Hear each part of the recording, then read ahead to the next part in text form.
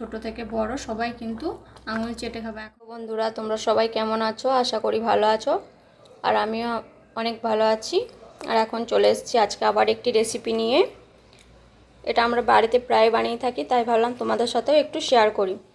তো আজকে বানাবো সিমইয়ের পায়েস। তার জন্য এখানে আমি নিয়েছি 1 বাটি মতো লাল সিমই, আর 1 বাটি সিমইয়ের জন্য এখানে নিয়েছি 1 কাপের একটু কম চিনি। এখানে ঘি নিয়ে নিয়েছি, আর এখানে নিয়ে নিয়েছি 4 চামচ আতপ চাল বাটা। তোমরা চাইলে গোবিন্দভোগ চালও বেটে নিতে পারো।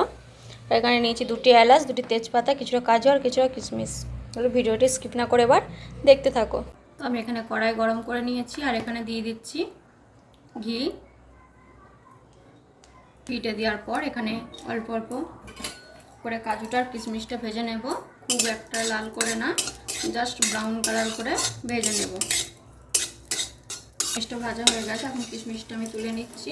এখন দিয়ে দিচ্ছি কাজুটাও হালকা একটু ভেজে নেব, খুব বেশি ভাজবো না। কাজুটাও আমার ভালো করে ভেজে নেওয়া হয়ে গেছে। এবার এটাকে আমি এখন তুলে নিচ্ছি। এর মধ্যে এখন আমি দিয়ে দিচ্ছি আরও কিছুটা পরিমাণ ঘি। ঘি দেওয়ার পর এখানে আমি দিয়ে দিলাম সিমইটা। আমি কিন্তু ভালো করে ভেজে নিচ্ছি।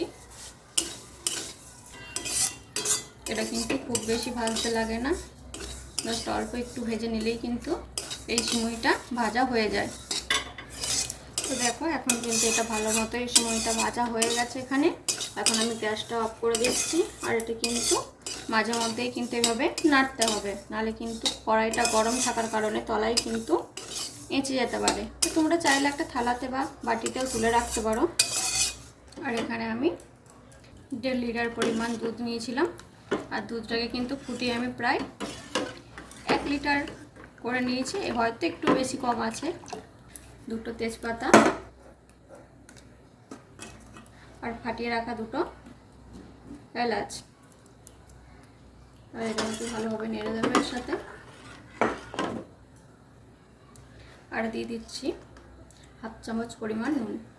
পায়েসে কিন্তু যত যায় দাও, অল্প একটু নুন না দিলে কিন্তু পায়েসে সেই টেস্টটা কিন্তু আসে না। এখানে দেখতেই পাচ্ছ দুধটা ফুটে কিন্তু দুধের ভালোভাবে বরফ কিন্তু উঠে গেছে। তো ভালোভাবে আমি এখন এখানে একটু নেড়ে দিচ্ছি। নেড়ে দেওয়ার পর এখানে আমি দিয়ে দিচ্ছি চাল বাটাটা। চাল বাটাটা দিয়ে কিন্তু এখানে ভালোভাবে নাড়তে হবে, না হলে কিন্তু তলাতে দলা পাকিয়ে যাবে। অনবরত এটাকে যতক্ষণ না চালটা একটু ভেপে যাচ্ছে ততক্ষণ কিন্তু এটাকে এইভাবেই নাড়তে হবে।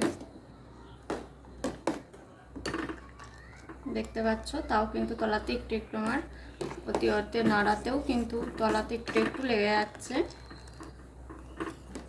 খুব লাগেনি, তবে কিন্তু একটু একটু দলা পাকিয়ে যাচ্ছে। এখন আমি দিয়ে দিচ্ছি ভেজে রাখা সিমইটা। সব সময়টা কিন্তু আমার এখানে দেওয়া হয়ে গেছে। এবার এটাকেও কিন্তু এখানে ভালোভাবে নেড়ে নেব, যেন দলা পাকিয়ে না যায়।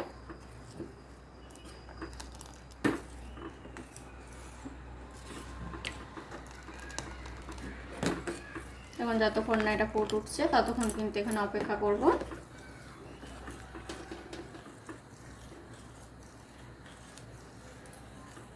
আর কিছুক্ষণ পরেই কিন্তু এটা দেখো ফুট উঠে গেছে, আর সিমইটা উপরে উপরে চলে আসছে। আর এখানে দিয়ে দিচ্ছি চিনি।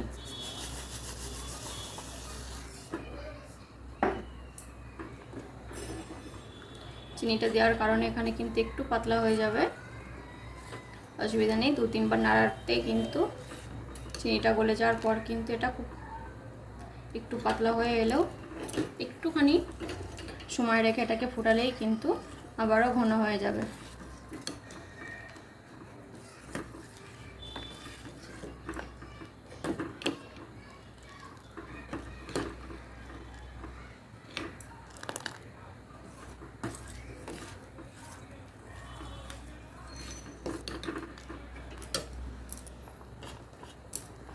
এবার এখন এখানে আমি দিয়ে দিচ্ছি ভেজে রাখা কাজু কিশমিশটা। দেখো, এটা কিন্তু অনেকটাই এখন ঘন হয়ে গেছে।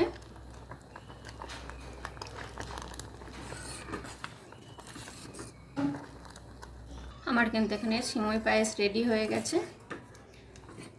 দেখো, এটা কিন্তু আর ঘন করবো না, এটা কিন্তু ঘন করলে এরপরে কিন্তু অনেকটাই শক্ত হয়ে যাবে। তাই এখানে আমি এরকমই রেখে দিচ্ছি। ভিডিওটি ভালো লাগলে লাইক করবেন, চ্যানেলটাকে সাবস্ক্রাইব করে দেবেন।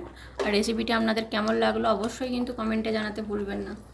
আর একবার এইভাবে বানিয়ে দেখো, ছোট থেকে বড় সবাই কিন্তু আঙুল চেটে খাবে। এখন এটাকে আমি নামিয়ে নিচ্ছি।